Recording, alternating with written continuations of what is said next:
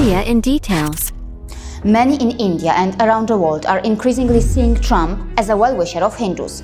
Trump is also being seen as a friend of Narender Modi. Not only that, prominent American personalities like Usha Vance, Vivek Ramaswamy and Tulsi Gabbard seem very confident about their Hindu faith. And let's not forget that Trump spoke these words loud and clear. I am a big fan of Hindu and I am a big fan of India. Big fan. And see this. Trump has chosen a Hindu woman, Tulsi Gabbard, for Director of National Intelligence, a top job in the administration, overseeing 18 spy agencies. If you do not know who Tulsi is, watch this video. Hare Krishna, Krishna Krishna. And these are her views on the situation of Hindus in Bangladesh. The jihadist forces of hate. The jihadist forces of hate. It broke my heart to see such a hate and violence being directed towards devotees of God in their temples in Bangladesh. It is no surprise that many Hindus are now starting to think that Trump is very pro-India. On social media, images like these are going viral and many Hindus in India have openly celebrated Trump's victory. In Bangladesh, many Hindus are very optimistic and joyful about this too. So, does Trump really love Hindus? Is he a genuine well-wisher of Hindus across the world?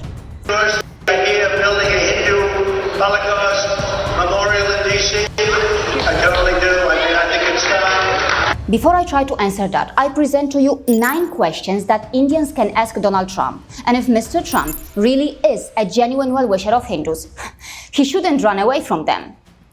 Point 1. Trump said he would strongly consider closing mosques, right?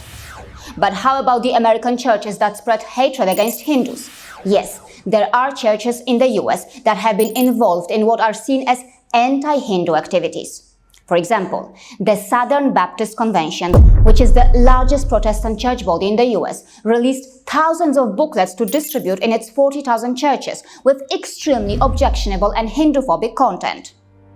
So, Mr. Trump, would you take proper action against the American churches that have a track record of being involved in Hindu-phobic activities? Also, Hindu gods, Hinduism and Hindus have been openly abused by many American Christians regularly. Will Trump consider taking proper action against those churches and radical fundamentalist Christians? Point 2. Mr. Trump, you have talked about what you refer to as radical Islamic terrorism. But will you also talk about Christianity and terrorism? And will you also talk about the Christians who have terrorized others with their violent acts around the world? Yes, Mr. Trump. See this. As explained by the former director of CBI, M. Nageshwara Rao, Christian terrorism in the northeastern region of India. Will the American state-affiliated media properly highlight the plight of the victims? Not only that, as explained here, the Balkan Wars created a generation of Christian terrorists who are now settled in various parts of the world. So, Donald Trump, do you also want to save the world from them? Yes, Christian fundamentalism and extremism is the ugly reality that our world has been facing for a long time. Mr. Trump, what do you think of this? As explained here, Australia's first Christian terrorist attack. Mr. Trump, what do you think of this Christian extremist organization that was responsible for the death and displacement of hundreds of thousands of people throughout Africa over 2 decades? From Africa and India to Australia and the USA, Christian terrorism or Christian extremism has affected various parts of the world. Mr. Trump, it is not just about what is happening in America and the world today. You should never forget that your own country has a long track record of what is described as Christian terrorist attacks. Point 3. Many Indians want to know if Gurpat Fund Singh Panun will be handed over to India. Mr. Trump, how can you tolerate something like this against a fellow democracy like India? Point 4. Mr. Trump, your country claims to be fighting terrorism around the world. But why is it being said that the US is also a source of terrorism or Nazism? Mr. Trump, what on earth has been going on in your country? Take a look at this website. The American Nazi Party, advancing National Socialism into the 21st century. They openly raise funds. Why are they allowed to run all this? If that is not enough, take a look at this. A Nazi registers to lobby Congress. And this. The American Nazi Party was able to do something like this. Why is it that self-described Nazis and white supremacists were allowed to run as Republicans across the country? Is this the so-called vibrant American democracy model that you want to spread around the world? And Mr. Trump, are you not aware of who has supported you in your country? See this. KKK newspaper, The Crusader, as mentioned here. The political voice of the white Christian America. If you do not like their support, why don't you take proper action against all of them?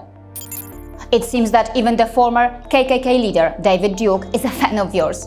And Mr. Trump, how can we forget that in your twisted American democracy, this former KKK leader even won election to Louisiana's House of Representatives?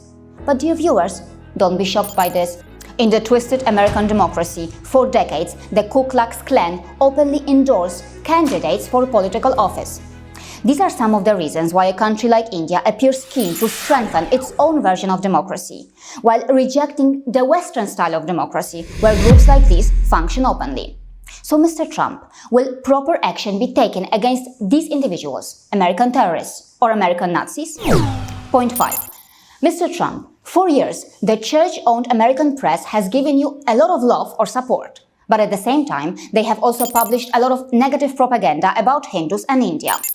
Since Modi is your good friend, will this so-called free American press, which is actually church-owned, finally mend its ways? Point 6. Somehow you have given a lot of hope to Christians and Hindus in Bangladesh, right? Now, what actions are you going to take regarding that?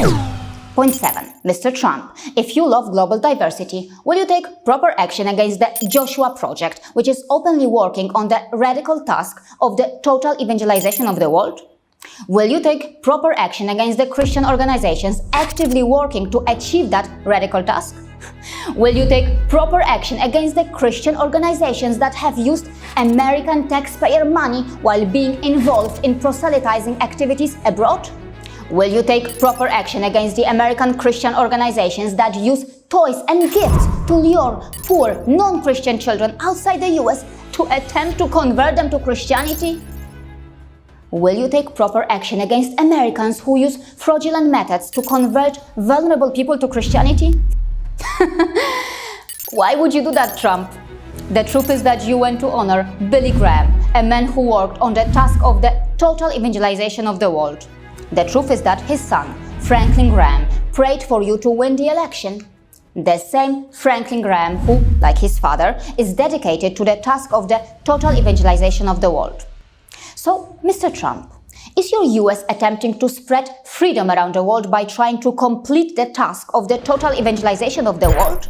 Point 8. According to Tulsi Gabbard, being a Hindu in the United States can lead to discrimination in renting a house, opening a business, or doing everyday things. Mr. Trump, what are you going to do to tackle that?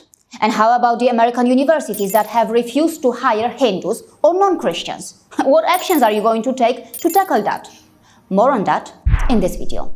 Point 9. Mr. Trump, with these types of views regarding Islam, how come your country still has the audacity to lecture others on secularism and pluralism? It seems clear that Christian nationalism or Christian extremism is the way of life for many in the US, whether the president is a Democrat or a Republican. I have explained that here. The USA's original character is not likely to change just by cunningly using or promoting several Hindu leaders. Do not forget what Tulsi Gabbard, a Hindu, has gone through in this country. Do not forget that behind this cunningly crafted Hindu-friendly image of Trump, there is probably a powerful fundamentalist Christian machine that supports him, laughing at Hindus' innocence, watching how many are actually being fooled by all this. Unfortunately, it seems there is not much hope for our world as long as it is being almost forced to learn about democracy and freedom from a colonial criminal state that was built on land that was stolen or acquired deceitfully. A country that seems more like an active crime scene. A country that is an example of the ongoing European expansionism. Hindus, what hopes should you have for the leader of that country?